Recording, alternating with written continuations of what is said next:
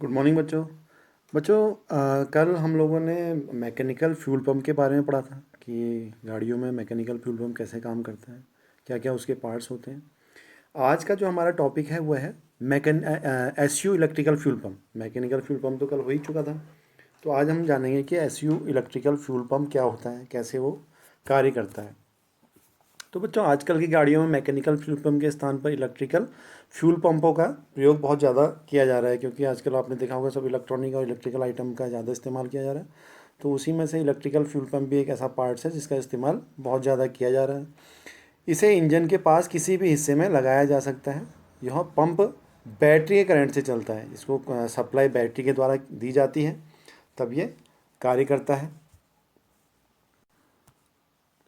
अगर इसकी कंस्ट्रक्शन की हम बात करें तो कंस्ट्रक्शन में आप देख रहे होंगे बच्चों यहाँ पर कि ये जो इसका ऊपर ये सेंडिमेंट बाउल इसमें खुद लगी होती है। यहाँ इधर आप देख रहे हैं फ्यूल आउट है, यहाँ से फ्यूल इन आ रहा है।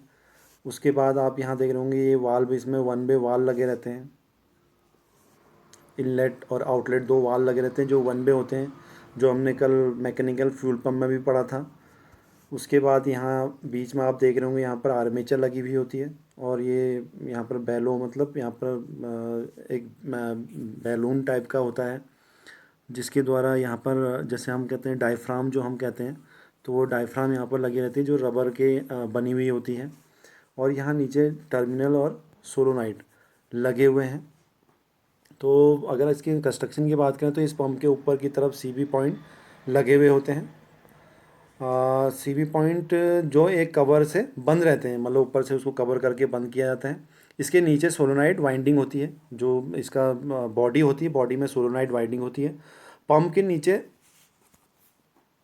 पंप के नीचे दो रास्ते बने होते हैं जिसमें हम इन और आउट कहते हैं, जिनमें नॉन रिटर्न वाल्व लगे रहते हैं। इसी भाग में एक चैम्बर बना होता है, नीचे आप देखोगे तो इसमें एक चैम्बर बना रहता है, जिसमें एक शाफ्ट पर आर्मेचर तथा डायफ्राम लगे रहते हैं। आर्मेचर पर ही डायफ्राम लगा रहता है, क्योंकि जब सोलोनाइट जो वाइंडिंग है उसमें जब मैग्नेट बनता है, तो मैग्नेट बनने से क्या होता है, आर्मेचर ऊपर को उठती है। तो इसका वर्किंग अभी हम समझेंगे। तो जिसमें एक शाफ्ट पर आर्मेचर तथा डायफ्राम एक साथ लगा होता है, इसी शाफ्ट से सीवी पॉइंट का एक भाग मिला रहता है। तो पहले इसके पार्ट्स देख लेते हैं बच्चों कि ये पार्ट्स क्या क्या होते हैं। तो इसमें आप देख रहे होंगे यहाँ पर कि ये चैम्बर है। इसका जो फ्यूल जो चैम्बर होता है वो इस टाइप का होता है। ये बॉडी है जिसमें अंदर आर्मेचर वाइंडिंग होती है, और यहाँ ऊपर यहाँ देखोगे आप, यहाँ पर सीवी पॉइंट लगे हुए होते हैं, और CV point contact breaker point यहाँ पर लगा होता है, और यहाँ पर एक टर्मिनल बना हुआ है जिसमें बैटरी का पॉजिटिव टर्मिनल लगता है, और जो नेगेटिव टर्मिनल है वो बॉडी के साथ अर्थ रहता है। ये आप देख रहे होंगे ये कवर है, जो नीचे फ्यूल चैम्बर होता है उसको कवर करने के लिए ये कवर होता है, जिसको गैस्केट के द्वारा स्क्रू लगाकर इसको जोड़ दिया जाता है। ये आप देख रहे होंगे मेन इंपॉर्टेंट पार्ट है, ये है डायफ्राम और स्प्रिंग लगी है, जो आप बीच में देख रहे होंगे ये रिटर्न स्प्रिंग है और ये डायफ्राम है। और जो हम सीवी पॉइंट की बात कर रहे हैं ये सीवी पॉइंट है। ये सीवी पॉइंट आप देख रहे होंगे, ये नीचे प्लंजर जो होता है, प्लंजर के साथ माउंटिंग रहता है पीवट के द्वारा, और ये दो पॉइंट बने हुए हैं जिसमें ये मेक एंड ब्रेक करता है, और इन स्क्रूओं के द्वारा इनको जोड़ा जाता है, जो आपस में इन पार्ट्सों को स्क्रूओं के द्वारा जोड़ा जाता है। अब बच्चों इसकी वर्किंग पहले हम यहाँ पर पढ़ लेते हैं, उसके बाद फिर समझेंगे इसको एनिमेशन के द्वारा कि कैसे ये काम करता है।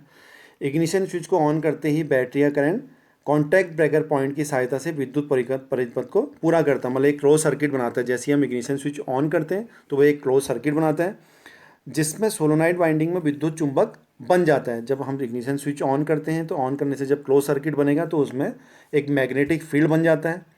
इस चुंबक से सोलोनाइट वाइंडिंग के नीचे लगे आर्मेचर तथा डायफ्राम को ऊपर की ओर खींच लेता है, क्योंकि जो आर्मेचर है, जब सोलोनाइट में मैग्नेटिक फील्ड बनता है तो सोलोनाइट जो आर्मेचर है, आर्मेचर पे ही डायफ्राम लगा रहता है, तो मैग्नेट बनने से क्या होता है, वो आर्मेचर ऊपर को अप होती है, तो डायफ्राम भी अंदर सक्शन क्रिएट कर देता है। तो ऊपर को खींच लेने से पंप चैम्बर में डायफ्राम के उठ जाने से खालिस्तान, मतलब वहाँ पर एक खालिस्तान बन जाता है। तो खालिस्तान बनने से क्या होता है, वहाँ पर वैक्यूम क्रिएट होगा। तो वैक्यूम क्रिएट होने से क्या होगा, वहाँ पर सक्शन उत्पन्न होगा, जिसमें पेट्रोल टैंक से petrol inlet non return valve से पंप चैम्बर में आ जाता है। अब वो नॉन रिटर्न वाल्व मतलब वन वे वाल्व है, जिसके द्वारा फ्यूल अंदर अंदर आ गया तो वो बाहर उसी रास्ते नहीं जाएगा। आर्मेचर ऊपर उड़ जाने से शाफ्ट भी ऊपर उड़ जाती है, जिससे सीवी पॉइंट खुल जाते हैं। अब बच्चों ये देखो, ये समझने वाली बात है कि जब आर्मेचर पहले क्या था, हमने इग्निशन ऑन किया, इग्निशन स्विच ऑन किया तो सीवी पॉइंट मिले हुए थे, तो उसका सर्किट पूरा हुआ था, तो उस टाइम में क्या होता है, आर्मेचर ऊपर उठ जाती है। आर्मेचर जैसे ही ऊपर उठती है तो सीवी पॉइंट में कांटेक्ट ब्रेक हो जाता है। ब्रेक होने से क्या होगा, वापस से जो डायफ्राम है वो नीचे, आर्मेचर के साथ जो डायफ्राम लगी है वो नीचे आ जाती है, जिसके कारण चैम्बर में आया फ्यूल नॉन रिटर्न वाल्व से कार्बोरेटर में चला जाता है। और अगर कार्बोरेटर का चैम्बर भरा ही रहता है, अब देखो बच्चों, जब अगर कार्बोरेटर का चैम्बर भरा रहेगा तो फ्यूल पंप से भी फ्यूल नहीं जाएगा, तो नहीं जाएगा तो क्या होगा, कॉन्टैक्ट ब्रेकर पॉइंट उठा ही रहेगा, मतलब वो कॉन्टैक्ट में नहीं रहेगा तो पंप काम नहीं करेगा। तो जैसे ही कार्बोरेटर का फ्यूल जब इंजन स्टार्ट करते हैं तो कार्बोरेटर का फ्यूल का जब लेवल कम, उसके फ्लोर चैम्बर का लेवल जब कम होगा तो वापस से क्या होगा, वो पंप उसको रिलीज़ कर देगा आउटलेट से, और वो उसका जो प्लंजर है वो नीचे कॉन्टैक्ट ब्रेकर पॉइंट मिल जाएगा, तो वापस से ये ऐसे काम करते रहता है।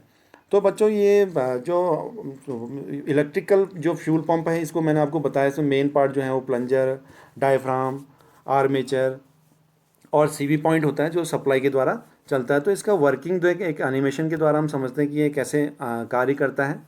ये आप देख रहे होंगे बच्चों, यहाँ पर ये ऊपर आप यहाँ पर देख रहे हैं, ये सीवी पॉइंट लगा हुआ है, ये इसमें एक स्टेशनरी पॉइंट है और एक मूविंग पॉइंट बना हुआ है यहाँ पर सीवी पॉइंट के साथ।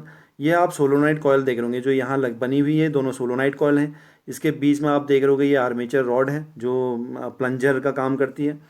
उसके बाद ये स्प्रिंग है जो आप यहाँ पर देख रहे हैं, ये रिटर्न स्प्रिंग है जो डायफ्राम को अपनी, क्योंकि जब ये इंगेज डिसंगेज होता है तो डायफ्राम जब अपनी पोजीशन में डायफ्राम को लाने के लिए स्प्रिंग का इस्तेमाल किया जाता है। ये आप नीचे देख रहे हैं ये डायफ्राम लगी हुई है।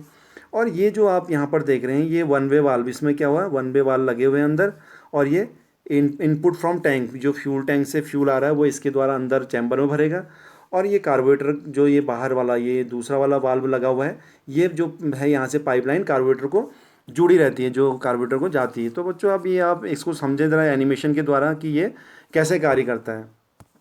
ये आप देख रहे होंगे ये फ्यूल आया, ये चैम ऊपर डायफ्राम ऊपर हुई, अब डायफ्राम नीचे आएगी और नीचे आने से ये फ्यूल चला गया। तो ये इसी प्रकार से काम करते रहता है, ये अप डाउन करते रहता है। अप डाउन करने से क्या होगा कि ये डायफ्राम ऊपर होगी, ये कॉन्टैक्ट ब्रेकर पॉइंट ऊपर जाएगा, और जैसे ही नीचे चैम्बर खाली होगा तो चैम्बर खाली होगी, कॉन्टैक्ट ब्रेक मिलेंगे तो फिर वापस से वो सक्शन उसको करेगा फ्यूल को। तो बच्चों ये ऐसे काम करता है।